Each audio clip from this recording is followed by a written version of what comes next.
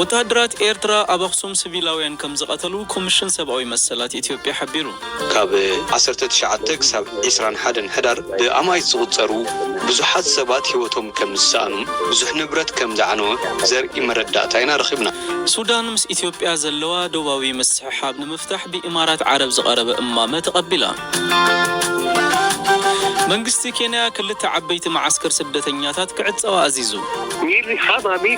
ብጣዕሚ ዘሕዝን እዩ እቲ ሰብ ሕጂ እንታይ ኢና ንገብር ናበይና ክንከይዲ ዝብል ዘሎ ዝብልን ካልእን ምስ ሓፀርቲ ዜናታት ዝዕለት ኣለና ሃይሉ ሳህለየ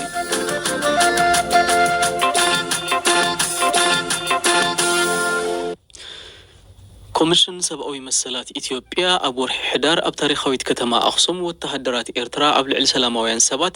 ጨፍጫፍ ከም ዝፈጸሙን ዕንወት ከም ዘውረዱን ዝገልጽ ኣፈናዊ ጸብጻብ ኣውፅኡ ብኣቆጻጽራ ገዝ 18 ሕዳር ኣብታ ከተማ ብበዝሒ ክረኣዩ ዝጀመሩ ወታደራት ኤርትራ ካብ ዝቕጽል ዕለት 19 ተጀሚሩ ገዛን እናዘሩ ብዘስካሕክሕ ኩነታት ብኣማይት ዝቁጸሩ ሰባት ከም ዝቐተሉ ጸብጻብ እቲ ኮሚሽን ይረድእ ኣብ ኮሚሽን ሰብኣዊ መሰላት ኢትዮጵያ ላዕለዋይ ኣማኻሪ ምርመራን ክትትልን ዝኾነ ዶክተር አስመላሽ ዮሐንስ ኣብ ኣክሱም ብዛዕባ ዝተፈጸመ ጨፍጫፍ ንምጽራይ ብተደጋጋሚ መንግስቲ ሓቲቶም ከም ዘይተፈቀደሎም ብምግላጽ ካብ 20 ለካቲት ጀሚሩ ናብታ ከተማ ኸይዶም ብዘካየድዎ ምርመራ ግና ኣብታ ከተማ ብኣማይት ዝቁጸሩ ሰባት ከም ዝተቀተሉን ንብረት ከም ዝዓነወን መረዳእታ ረኺብና ኢሉ ደርሶም የነበሩ ጥቆማዎች ዝበጽሑና ዝነበሩ ሓበሬታታት ብትክክል ተፈጺሞም ድዮም ኢልና ንምርግጋጽ ኢና ኸይድና ኣብኡ ኸይድና ብሰለስተ ዓበይቲ ርእስታት ከፊልና ንምርኣይና ፈቲና ቀዳማይ ወታደራት ኢትዮጵያን ኤርትራን ንከተማ ኣክሱም ካብ ዝተቆጻጸሩሉ 9 ሕዳር ክሳብ 16 ሕዳር ዝተፈጸሙ ክስተታት ቀጺሉ ካብ 19 ሕዳር ክሳብ 21 ሕዳር ዝተፈጸሙ ክስተታት ሳልሳይ ድማ ብምኽንያት ሕላፍ ሰዓት ዝተፈጸሙ ክስተታት እቶም ቀንዲዮም ስለዚ ኣብቲ ቦታ ኸይድና ዝረኸብናይ መረዳእታ ከም ዘመላኽቶ ካብ 9 ሕዳር ጀሚሩ ንሕና ናብቲ ከባቢ ክሳብ ዝኸድናሉ እዋን ብፍላይ ድማ ካብ 19 ክሳብ 21 ሕዳር ብኣማይት ዝቁጸሩ ብዙሓት ሰባት ህይወቶም ከም ዝሰኣኑ ብዙሕ ንብረት ከም ዝዓነወ ዘርኢ መረዳእታ ኢና ረኺብና እቲ ሕዚ ዘውፃእናይ መረዳእታ ድማ ቀዳማይ ደረጃ መረዳእታ እምበር እቲ ቀንድን ዝተማልአን ኣይኮነን የተሟላ ሪፖርት አይደለም ትካል ኮሚሽን ሰብኣዊ መሰላት ኢትዮጵያ ፈጸምቲ ተጨፍጫፍ ንምፍላጥ ኣብ ዝገበሮ መጽናዕቲ ወታደራዊ ክዳን ላህጃ ዝዛረብዎ ቋንቋ ትግርኛን ኣብ ገጽ ገሊኦም ወታደራት ዝረኣይ ፍሉይ ባህላዊ ምልክትን መሰረት ብምግባር ነቲ ገበን ዝፈጸሙ ወታደራት ኤርትራ ከም ዝኾኑ ዝገልጽ ተመሳሳሊ ቃል ምስክርነት ብዙሓት ነበርትን ዓበይቲ ዓድን ከም ዝረኸበ እዩ ዶክተር አስመላሽ ዝገልጽ ኣጠቃላሊ መረዳእታት ፍጻመ ዝምልከት ድማ ዝስዕብ ኢሉ ቤተሰብ ናይቶም ግዳያት ረኺብና ቃል ምሕትት ብምክያድ ካብ ዝተፈላለዩ ሆስፒታላትን እቲ ጉዳይ ዝምልከቶም ኣካላት እቲ ጊዜያዊ ምምሕዳርን ሰነድ ኣኪብና ኢና ብተወሳኺ ህዝቢ ዝሃበና ስም ዝርዝር ኣኪብና ኢና ብጣዕሚ ነዊሕ ስም ዝርዝር እዩ ብኣማይት ዝቁጸር እዮም ካብ ካልኦት ዝተፈላለዩ ፍልፍላት እውን መረዳእታ ረኺብና ኢና ስለዚ ብቃል ምሕትት ናይ ዝምልከቶም ኣካላት መንግስቲ ማሕተምን ፌርማን ብዘለዎ ሰነዳት ካብ መራሕቲ ሃይማኖት ማሕበረሰብን ሰሙያ ሕክምናን ዝተሳተፍሉ ናይ ጉጅለ ምይይጥ ብምግባር ሰነዳት ብምእካብ ዝዓነወ ንብረት ድማ ብኣካል ከይድና ፎቶ ብምስኣል ቪድዮ ብምቕራጽ ብፍላይ ጅምላዊ መቃብራት ተባሂሎም ካብ ዝተፈለዩ ጎዳጉዲ ሕዚ ንገሊኦም ኢና ኣላው ጌርና እቶም ካልኦት ሙሉእ ጸብጻብ ምስ ወፀ ኣላው ክንገብሮም ኢና በዚ መልክዕ ኢና ነቲ ሓበሬታ ረኺብናዮ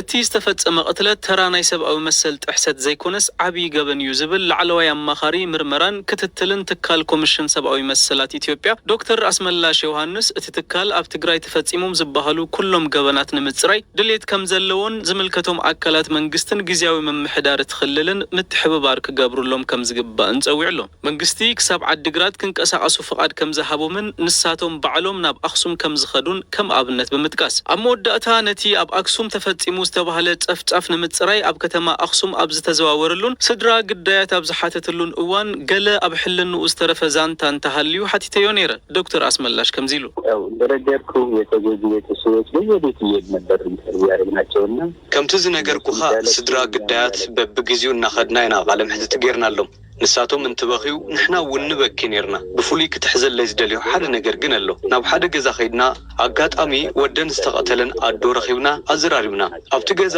ወደን ነተን ሰበይቲ ሓደ መምህርን ካልእ ተወላዲ ኦሮሞን ነይሮም እተን ሰበይቲ ከም ዝነገራናን ካልኦት ሰባት እውን ዘረጋገጹልናን ሓቀኛ ታሪኽ እዩ ንደቂ ተባዕትዮ እናውፅኦም ዝቐትሉ ነይሮም ሽዑ ክቐትልዎም እናውፅዎም ከለው ወደን ክቕተል እናወፀና ሃለወ ናይ ወደን ዘይኮነ ዘተሓሳሰብንስ ናይቲ ተወላዲ ኦሮሞ እዩ እዚ ቆልዓ ከይትቐትልዎ ናይ ካልእ ሃገር ሰብ እዩ ኢለናኦም ንሱ ግን ካብ ምድንጋጹ ዝተላዕለ ምንም ኣይዛረብን ነይሩ ንዓ ውፃእ ምስ በልዎ ኢዱን ላዕሊ ገይሩ ንደገ ወፂኡ ስለዚ በተን ሰበይቲ እዩ ካብ ሞት ተሪፉ ካብ ካልእ ከባቢ ዝመፀ ሰብ እዩ ከይትቐትልዎ ትግርኛ ኣይክእልን ተወላዲ ኦሮሞ እዩ ኢለን እተን ሰበይትን ተዘይከራኸራሉ ኣይምተረፈን ብዛዕባ ወደን ዘይኮነስ ብዛዕባ እቲ ናብቲ ከባቢ ዝመፀ እንተኸራኺረን እዚ ብጣዕሚ ዝገረመኒ ታሪኽ እዩ ካልኦት ዘሕዝኑ ታሪኻት እውን ኣለዉ እዚ ግን ይፍለ እዩ አሳዛኝ ታሪኮች የኛ ግን እንደ እንትን ነገር ነው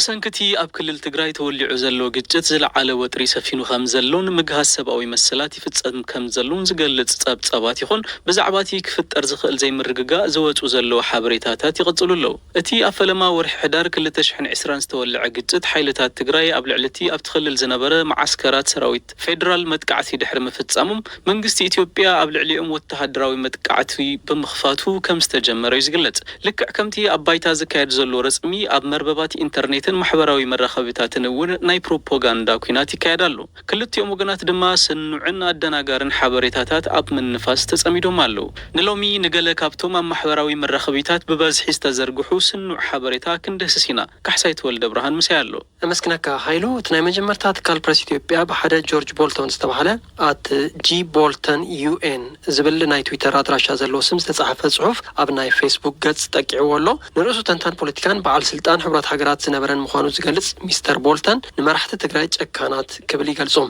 መራሒ ኢትዮጵያ ሽልማት ኖቤል ሰላም ከም ዝተቐበለ ብምጥቃስ ድማ ኣሜሪካ ካብቲ ግጭት ኢዳ ከተውፅእ ኣለዋ ይብል እቲ ርእቶ ኣብ ናይ ኣምሓርኛን ትግርኛን ገጻት ፌስቡክ ትካል ፕረስ ኢትዮጵያ ተጠቂዑ ኣሎ ይኹን እምበር እቲ ውልቀ ሰብ ኣብ ሕብራት ሃገራት ይሰርሕ ምንባሩ ዝገልጽ ዝኾነ ሓበሬታ ኣብ መርበብ ኢንተርነት ክረክብ ኣይከኣልናን ካልእ ኣብቲ ኣብ ትግራይ ተወሊዑ ዘሎ ኩናት ኣብያተ ክርስቲያን ዝርከብዎም ብዙሓት ህንጻታት ዓንዩ ምህላው ዝፍለጥ እዩ እንተኾነ ግና ሓደ ኣብ ማሕበራዊ መራኸቢታት ብሰፊሑ ዝዝርጋሕ ዘሎ ክልተ ደቂ ኣንስትዮ ኣብ መንድቕ ናይ ሓደ ዝዓነወ ቤተ ክርስቲያን ክጽልያ ዘርኢ ስእሊ ኣብ ትግራይ ዝዓነወ ቤተ ክርስቲያን ኣምሲልካ ንምቕራብ ዝተፈተነ እዩ እቲ ምስሊ ምስ ተመርመረ ግን ብሓደ ሰብ ኣብ 2018 ቅድሚ እቲ ኩናት ምውልዑ ማለት እዩ ኣብ ፌስቡክ ተጠቂዑ ተረኺቡ ኣብ ሓደ ናይ ቱሪዝም መርበብ ሓበሬታ ከም ዝሰፈረ ድማ እቲ ቤተ ክርስቲያን ኣብ ኤርትራ ከተማ ዓዲ ቀይሕ ከም ዝርከብ ተገሊጹ ኣሎ ብ1998 ኣብታ ከተማ ሓደ ቤተ ክርስቲያን ብሓይልታት ኢትዮጵያ ተደብዲቡ ዓንዩ ከም ዝነበረ ይፍለጥ ክልተ ቆልዑ ኣብ ጽርግያ ካብ ዝዓቆረ ረሳሕ ማይ ክሰትዩ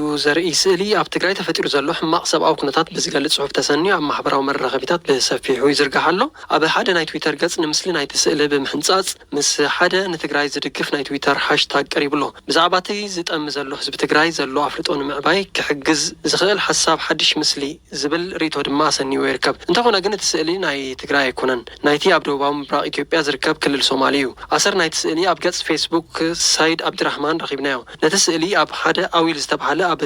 ደቡብ እቲ ሃገር ዝርከብ ገጠር ከም ሰኣሎ ንቢቢሲ ሓቢሩ ኣሎ ዓብድራህማን ብዛዕባ እቲ ኣብ ክልል ሶማሊ ዘጋጥም ናይ ማይን ጽሬትን ጉዳያት ብቐጻሊ እዩ ኣብ ፌስቡክ ዝጽሕፍ ኣብ ዝሓለፈ ወርሒ ለካቲት ኣምነስቲ ኢንተርናሽናል ሓይልታት ኢትዮጵያን ኤርትራን ኣብ ወርሒ ሕዳር 2020 ኣብ ታሪኻዊት ከተማ ኣክሱም ምግሃዝ ሰብኣዊ መሰላት ከም ዝፈጸሙ ዝገልጽ ጸብጻብ ኣውፂኡ ነይሩ መንግስቲ ኢትዮጵያ ነቶም ክስታት ዝተሰንዑ ብምባል ክነጽጎም እንከሎ ኤርትራ ብወገና ግጉይ ምዃኑ እያ ገሊጻ እቲ ጸብጻብ ድሕሪ መውጽኡ ሓደ ሄራልድ ዝተባሃለ መንግስታዊ ጋዜጣ ኢትዮጵያ ሓደ ጉጅለ ትካል ዓለም ለኻዊ ልምዓት ኣሜሪካ USAID ናብ ኣክሱም ብምኻድ ነቲ ክስታት ከም ዝመርመሮን ወላ ሓደ መቃብር ይኹን ቤተሰብ ናይቶም ብጃምላ ዝተቐትሉ ዝተባሃሉ ግዳያት ኣይረኸበን ክብል ጸብጺቡ እቲ ኣሜሪካዊ ትካል ግን ናብ ኣክሱም ዝሰደዶ መርማሪ ጉጅለ ከም ዘየለ እዩ ዝገልጽ እቲ ትካል ዓለም ለኻዊ ልምዓት ኣሜሪካ USAID ዝገበሮ ምርመራ የለን ነቲ ኣብ ኣክሱም ተኻይዱ ዝበሃል ፍጻመታት ንምምርማር ዝሰደዶ ጉጅለ እውን የለን ክብል ብትዊተር ኣብ ዘውጽኦ መግለጺ ሓቢሩ እዩ ካሕሳይ የመስግነካ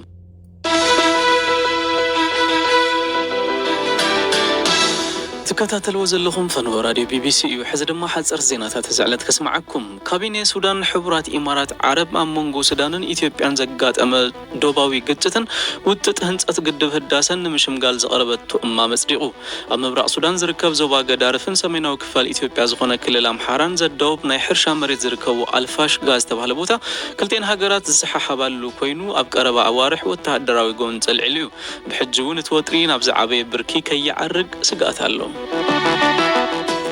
عندي تقاومي سلفي دبوب السودان قبل عليه حدا والتهدراوي معسكر واستفدت أمامت قاعتي نتي أبتهاجر سبت حسم معمق قرات تسابقات ستحسيو قبل كسيسو بريزيدنت سالفا كيرن عند تقاومي مكتل بريزيدنت زخونة ريك ماتشارن أبز حلفة لكاتي حدنتا ومنجست كوانتا مسرتو جانا ناي حبار هاجراوي سراويت أيقوم منزلو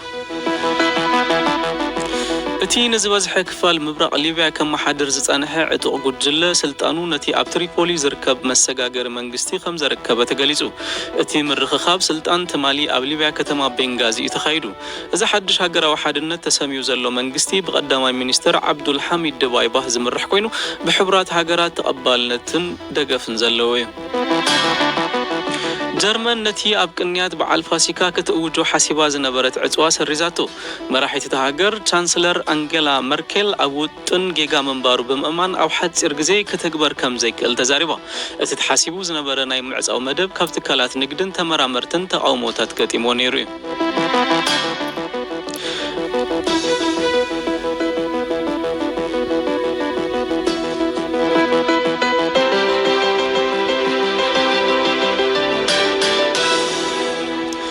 منجست كينيا بأمائيت أشحاد نزقط صاروا سدتنياتا تعقبن زركبا معسكرات الددابن كاكومان كعد وعزيزو منستر وشت أوي قدايت فرد ماتيانجي لومي أبز محلالفو ممرحي منجستو أبت قداي زخون در كم زي قبر حبيرو كحسيت ولد برهان تكال سدتنيات حبرات حجرات UNHCR نمعسكر سدتنيات الددابن كاكومان زعد سوالو وتن أو اشتغل تسمون كقربيو منجست كينيا عزيزو أبتن معسكرات العلي 400 الشح سدتنيات كم زركبوها كل سنكلو أب علم كابتوم زعبيو معقوبي سدتنياتين أب شحن شعات 291 حدن معسكر سدتنيات دداب زمتة إثيوبياوي محمد عبد الله أبت معسكر تمرعيو شوعات تقولو دماوليدو اتتأزاز أزيو كم زشاغلو دما يقلت ميري خاما ميري بتعم زحزنيو اتسب حجي انتاينا نقبر نابينا خنكيدي زبل زلو ابزيكا بإثيوبيا إيرترا بروندي رواندا أوغندا سوماليان زمتسو سدتنياتات اللونا بسلامينا ننبر حجي منقسو وتصيب لنا اللو نابي كمن خيد عين فلتن منقست كينيا بكل تشان عصر تشودشانون اتين عبدو بسومال قربت زلو معسكر داداب مدبر قبر شبرايان كم زخونا بمقلات كعصو انكيلو كوانت نبرا بوسان العلواي بيت فرد كينيا توسانة تسناخيليو محمد عبد الله توسانة تكبراون تخينو انتاي قبر كم زخل كم زي فلت بمقلات عزيو خبير مخاني زارب ويا كوداني أفرديسي إنتو فهمتو غنى كوداني اللي وانا أب عسرت معلتي كونن أب عسرت عمتون كل شيء كليو مخنياتو أبزز له هزبي بزحيو انتو خنا قناسة جينا لنا كبيد هوتنا نحلف حجد ماتي عقوي بالناس نبرة منقست خنوتي حتى نالو تربيشنا لنا أكمل ينور نجايم يا سموتين وكيل تكالس دنيات حورات هجرات أب كينيان وسانة منقست كينيا ملكيتو أبزوت أو ملاش اتوسانة نكونتات لبدا كوفيد 19 أب كمت بمئتاو صعبينو كبيد كهون كم زغل شغلته قليص الله مسمزي منقست كينيا كزراربلو مخانون حبيرو تمجلس وسيهم منقست كينيا متشون كتصال نتزلون مفتح مركب زغل وسانة خالفن نتوم أقبازر اليوم كهبن تمحسينون حنتي كونتينرات زعانت مركب أبتي أبقبت إذا ركب مترب سويس بمشكلة اتنما أخلاي بحرن كأي بحرن زرخب مسمر كم استعاز وتفليتو اتا 400 متر قموتن 5 متر قفحن زلوا عباي مركب ولا كوا بأنا عشتو مراخب كتكوت تنتا تفتنت كابت استشخلت تحوت من كتبل سلازي كالت اتمسرح من قصاصا معلتات كيوس تساقيلو اتحدقا بعالم درجة نقداوي كالولاو كفت ريخ اليو تباهيلو كبرات سمعتنا نلوم يمشت زبلنا يوم مدبات BBC تقرنيا زيوم يوم نيروم فنونا أبحث سير معبلن أبنايل ساتن نيم محلال فيو أبمر بحبريتنا bbc.com/تقرنيا كمونا فيسبوك BBC نيوز تقرنيا توسخي وانا وحبريتات مركب كم اتخلونا زخاخركم مساوا هذه مدبات كحسيت والد برهان ستوديو تكنيشن مبارك عبد الله مساخم زنحكو هيلو سهلي لوام ليتي